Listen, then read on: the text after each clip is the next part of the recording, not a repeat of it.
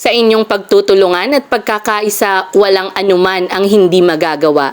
Huwag kayong mawalan ng pag-asa sapagkat ang bawat hakbang na inyong tinatahak ay magdadala sa inyo sa tagumpay. Maaabot ninyo ang inyong mga pangarap kung sama-sama kayong magtutulungan at nagmumungkahi ng mga ideya. Patuloy ninyong bigyan ng puspusang pagsisikap ang bawat gawain at sa huli, makakamtan ninyo ang tagumpay na inyong pinapangarap. Laban lang, kasama natin ang isa't isa. Pagbati sa inyong unang pangkatang gawain, Grade 9 Plato. Hello, Ma'am Dalisay, mabuhay!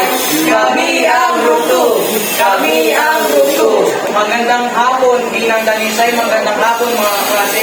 Ito ang representasyon ng pangkat 2. Manatiling nakaupo at makinig sa mga paliwanag na aming paksa. Maaari lamang magbigay ng muna o tanungan sa katapusan ng aming representasyon.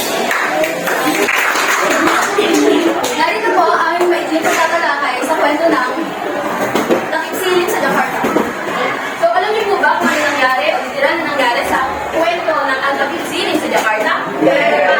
Okay, so ganun po yun. May dalawang magkasintahan, si Leila Castan at si Fatima. Nagkaayan sila magdalawan ng date gamit ang bago nilang kotse. Color red, bago at magara ito. Hindi na lamang ang nilikuan ito. Bago po tayo magsimula, magkakaroon lamang po ng ating panahon. Yung mga letters dito, ang bawat letters may mga symbol na dito tayo. Number 1 po muna tayo. Ang number 1. Ang bansa nito ay matatagpuan sa pagitan ng Asia at Australia. Indonesia. Nice. Magbibigay ng prize. Dahil dyan, may time na ka! Ang taray sa premyo.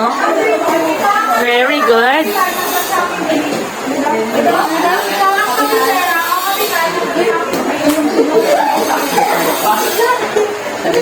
Saan lang ang kamay? Bigay ng prize? Wow! Napaka-generous naman nila. Lagyan naman po, tumawag tayo sa ating